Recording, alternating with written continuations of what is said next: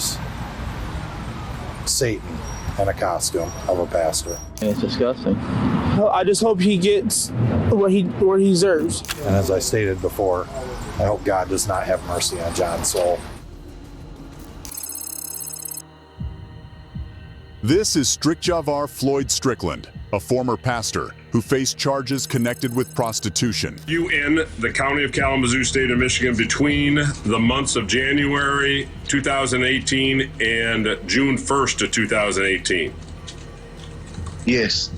And at or about that time, that is during that time within the county, did you knowingly offer to sell transportation services to TH and or TJ that facilitated travel for the purpose of engaging in what would be a violation of the laws governing prostitution? Yes.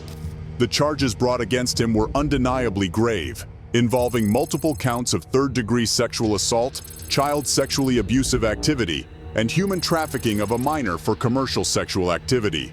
However, the twists and turns of his trial left many perplexed, as this was a case that defied convention.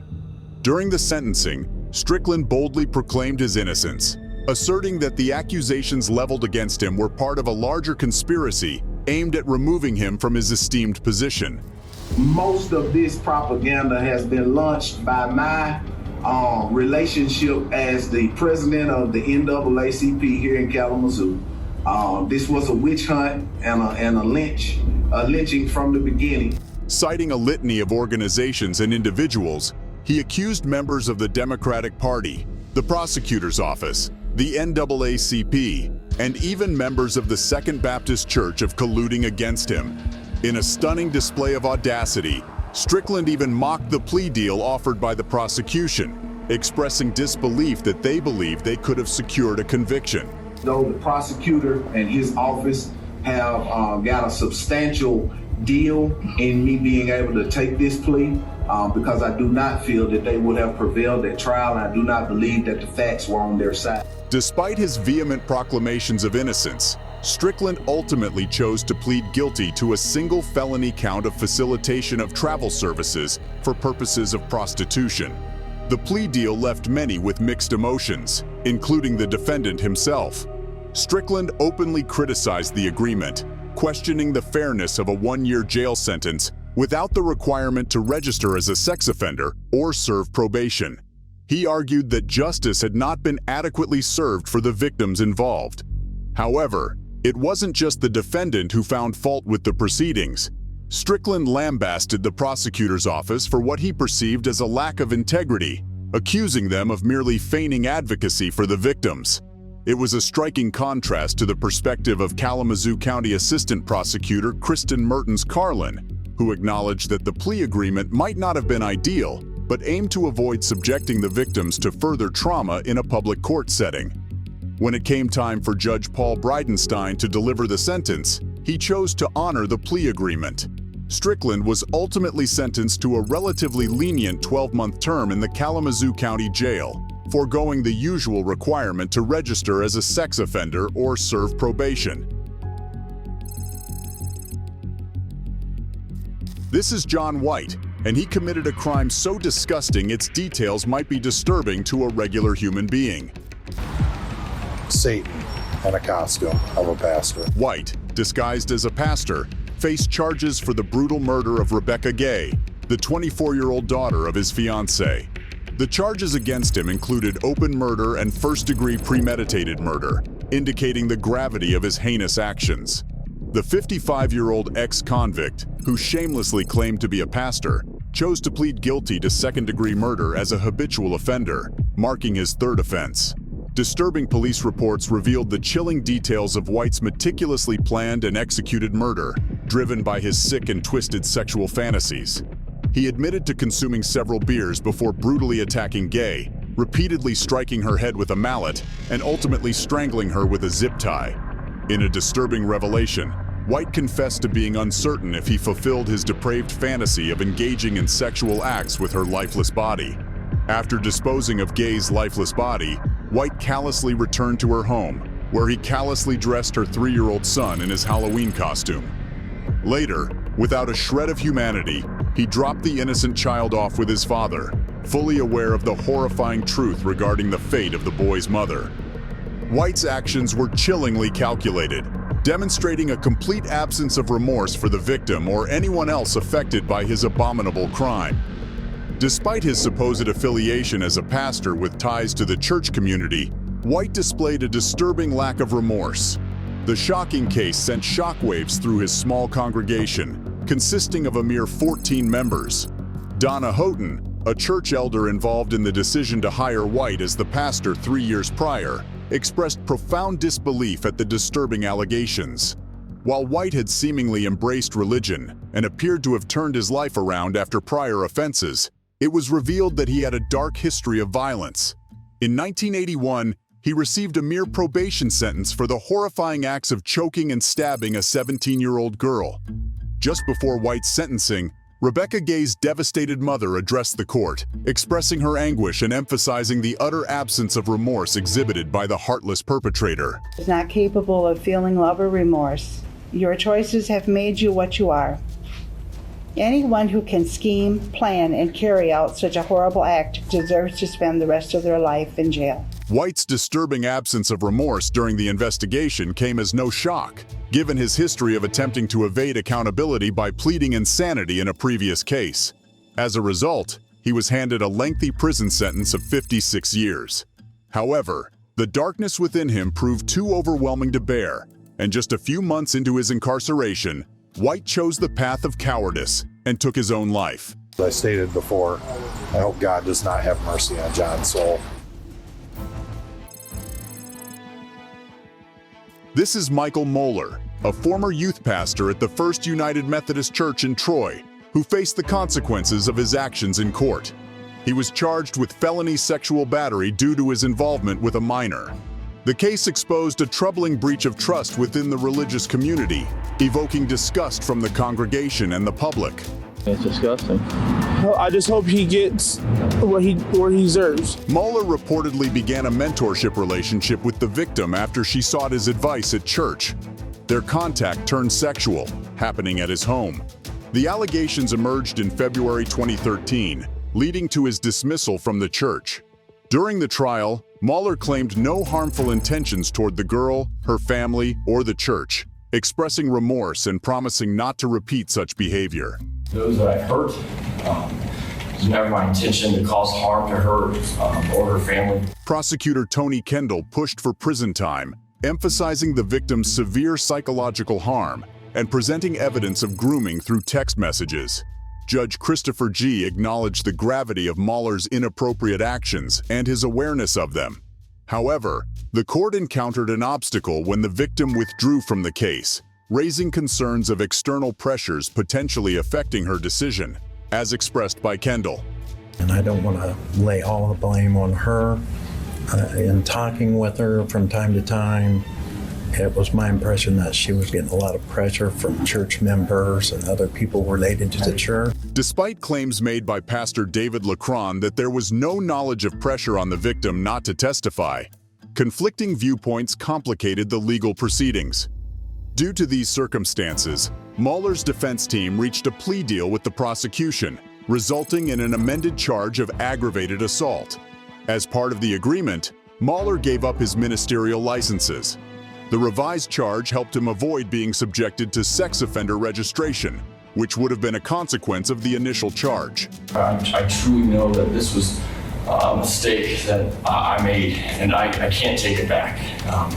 But I know without a doubt that I will do everything I can, and I will never do anything like this again. While Moeller acknowledged wrongdoing in a video, he did not face the full extent of the law. His sentence involved 5 years of court supervision and community control, with strict limitations on unsupervised contact with minors and contact with the victim. He was also sentenced to serve 60 days in Miami County Jail to safeguard the community and prevent potential future victims. This is Clay County Pastor Williams Randall. Pastor Randall, who was a former candidate for public office, appeared to be a respectable figure in the community. Little did anyone know about the dark secret he harbored for years. For over 6 years, he had been sexually abusing a victim who was just 12 years old when it began, causing irreparable damage to her life. The horrifying assaults took place in various locations connected to the church. Church property, a church van, and even his own house became the scenes of unspeakable acts of abuse. Randall manipulated his victim, instilling fear and desperation into her young mind. He went to great lengths to ensure her silence, claiming that their lives would be destroyed if anyone found out. And it very quickly turned his house of worship, his house of prayers, into a house of horrors. The trauma she experienced had painful consequences, leading to a stroke when she was only 14. However, it took 5 more years for her to gather the courage to come forward and report the abuse to the police. Randall was charged with 4 felonies related to sexual abuse of a minor between the ages of 12 and 18. To the shock of the community, this respected pastor and former president of the NAACP was accused of such heinous crimes. Initially, Randall denied all allegations, pleading not guilty and maintaining his innocence. During the investigation, he even had the audacity to blame the victim, even though he admitted to engaging in oral sex multiple times. In court, the victim confronted Randall, loudly proclaiming how he had destroyed her life and stolen her innocence. Despite his attempts to use his position and age as a plea for sympathy, claiming to be a man of God, the victim's brave testimony revealed the truth behind the guise. Randall expressed remorse for his actions, acknowledging the pain he had caused not only to his victim, but also to the family and community present in the courtroom. I'm just truly sorry. I believe that there is a level of remorse. This is the beginning stages of trying to heal. The defense argued for leniency, citing Randall's age and health issues. They emphasized his past contributions and good works, but failed to overlook the enormity of the accusations against him. In the end, Randall entered a plea deal where he pleaded guilty to 1 count of sexual battery. The remaining charges were dropped, but there was no negotiation regarding his sentence. With the plea deal, Randall's fate was left in the hands of the court. Ultimately, he received a 20-year prison sentence for sexual battery and was ordered to register as a sex offender. As he was escorted out of the courtroom, Randall appeared dejected, realizing the consequences of his actions. The judge noted that if not for Randall's advanced age, 76 at the time of sentencing, the sentence would have been even longer. The victim, despite all the pain she had endured, found solace in the court proceedings, knowing that Randall would never be able to harm another child in the same way. Her strength and resilience were evident as she expressed her satisfaction with the outcome, hoping that the punishment handed down by the court was a fitting retribution for the years of suffering inflicted upon her. One woman spoke in support of Randall, calling him a good man, someone she's known for 20 years. But the judge said if it were not for Randall's age, he would have given him a longer sentence. Robert Bradfield, First Coast News, on your side.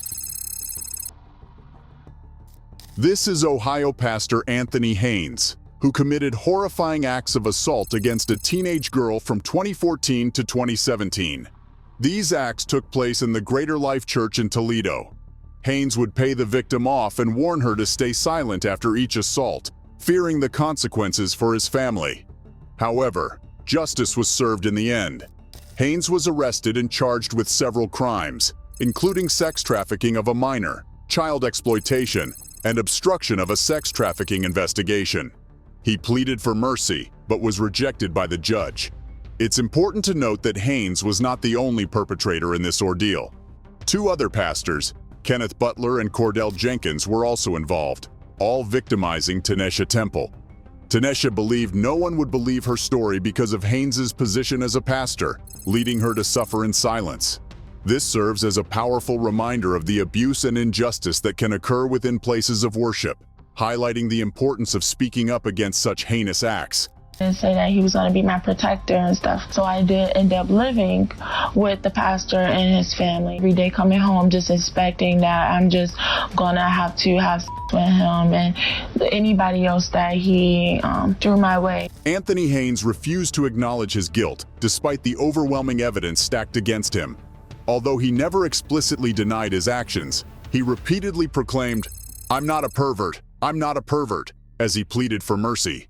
These futile attempts only served to irk the judge further, who remained unmoved by his pleas. It was an emotional emotional sentencing for Anthony Haynes with tears and more as he pled for mercy from the judge on behalf of his family who came in support. It wasn't just Haynes who faced charges. His wife, Elisa, and stepdaughter, Alexis Fortune, were also implicated for tampering with a witness, victim, or informant. Shockingly, it seemed to be a family affair, as Haynes' own brother stood behind him, unable or unwilling to believe the allegations. My brother. That's it. He loves us. I love him. However, love and support from family could not sway the judge's decision. Haynes was ultimately sentenced to life imprisonment for his despicable crimes. Following the sentencing, instead of displaying remorse, Haynes focused on how difficult the past 27 months had been for him. This callous response was witnessed by many in the courtroom, leaving no doubt about his lack of regret. I saw a pre-rehearsed, what I'd call almost sermon-like, and he almost made it sound like he was the victim. As he was led out of the courtroom, Haynes repeatedly assured his children, "Daddy loves you, no matter the outcome." Sadly, he would now have to express that love from behind bars. This is Terrence Lamont King, a former pastor in Georgia who faced charges of statutory rape, child molestation, and enticing a child. This sick individual betrayed the trust of a young girl and her family within his congregation. He manipulated her, making her believe they were in a romantic relationship, only to exploit her innocence for his own twisted desires. Given his abuse of authority and role as a supposed role model, a fair and just sentence is warranted. Their illicit relationship began when she was just 15 years old, with King driving her to a hotel where they engaged in sexual acts. Fortunately, the victim's mother discovered incriminating chat conversations on Facebook, exposing the truth behind King's despicable actions. The victim and her family, who were dedicated church members, felt a profound sense of betrayal. After going through the legal process, King was found guilty by a jury and faced a stern ruling from Judge Edward D. Luke Meyer, which included a prohibition on any communication with the victim's family. No amount of remorse can undo the irreversible harm caused by this abhorrent individual. You're to have absolutely no contact with the victim or the victim's family. Judge Luke Meyer aptly described King as a deceptive predator, exploiting his spiritual leadership role to deeply influence and abuse the trust of the victim. Consequently, King was sentenced to 30 years in prison, accompanied by a lifelong probationary period for his vile crimes. I will sentence you on that to life with the requirement that you do 30 years in the penitentiary with the balance of your life on probation. There'll be a $3,000 fine. Count 3 is in enticing a child. We'll do that one next. I will sentence you to 30 years required to serve 10 in the penitentiary. I will run that concurrent or at the same time as count 2. King, devoid of emotion, faced the reality of his impending miserable fate as the judge delivered the sentence, while the prosecutor acknowledged the victim's courage in confronting her abuser. This is Kenneth Adkins, a despicable and notorious anti-gay pastor who remained cold and unaffected as the jury rendered their verdict. Within a short hour, Adkins was found guilty of 8 out of 10 child molestation-related charges, along with an additional charge of attempting to manipulate a witness. These charges stem from his abhorrent sexual relationships with a teenage girl and boy, both members of his church, 7 years ago. The victims, a courageous young couple, demonstrated immense bravery in seeking justice. The male victim, serving in the Army, disclosed that he willingly offered his girlfriend to Adkins when they were just 15 years old. Throughout the trial, the state presented evidence of Adkins's calculated grooming of the vulnerable teenagers, whom he was entrusted to mentor, ultimately leading to their sexual exploitation in his presence. Adkins's twisted actions were further revealed through the male victim's testimony, detailing how Adkins would voyeuristically watch them engage in sexual acts on multiple occasions. The sinister locations included the church office, the beach, and even Adkins's own car. While the female victim denied involvement in any sexual activity, the state presented a compelling case, highlighting her vulnerable position under Adkins's control, given the living arrangements she had with him and his wife. Despite the mounting evidence, including incriminating photos and electronic messages, Adkins shamelessly maintained his innocence. In a phone call from jail following the verdict, He admitted to making ill-advised choices, but vehemently denied any sexual involvement with the teenagers. I did not molest any children. I did not touch anybody. I didn't have oral with anybody. I didn't allow anybody to have oral with me. I did not do that. Adkins, who had initially posed as a mentor and provided monetary assistance, found himself betrayed by the young man who refused to let him continue preying on vulnerable youths. Determined to protect others, the young man courageously exposed their past relationship during the trial. Adkins's attorney, Kevin Goff, resorted to desperate tactics in an attempt to undermine the state's case. Goff questioned the timeline of events and even suggested that the victims were of legal age, insinuating that the male victim had ulterior motives. With audacity, Goff exploited a financial dispute and Adkins's hypocritical anti-gay stance in a feeble attempt to discredit the victims. As the trial reached its conclusion, Adkins's accusers finally felt a sense of validation. The tearful yet relieved mother of one victim expressed gratitude that her son's harrowing ordeal had been acknowledged and believed. In a desperate attempt to salvage the situation, Adkins's attorney vowed to file for a new trial, alleging that crucial evidence regarding the accuser's mental stability had been withheld by the state. On the day of his sentencing, Kenneth Adkins, stripped of his facade, appeared noticeably different from the once confident man who had entered the courtroom. Judge Stephen Scarlett, recognizing the gravity of Adkins's abhorrent crimes, handed down a severe sentence, condemning him to spend the rest of his miserable existence behind bars. However, there remained a glimmer of hope for Adkins, as after serving a mere 35 years, he could potentially be eligible for probation. Personally believe that I was not only prosecuted but convicted because of who I am and not for what I did. But with that being said, sir, I'm ready to face whatever it is that this court decides. Adkins, unapologetic and delusional, continued to assert his innocence, shamelessly accusing the jury of disregarding vital evidence, while cynically pointing to other notorious cases where verdicts were controversially overturned. Judge, unmoved by Adkins's hollow protests, handed down a sentence of life imprisonment for the despicable charges of child molestation.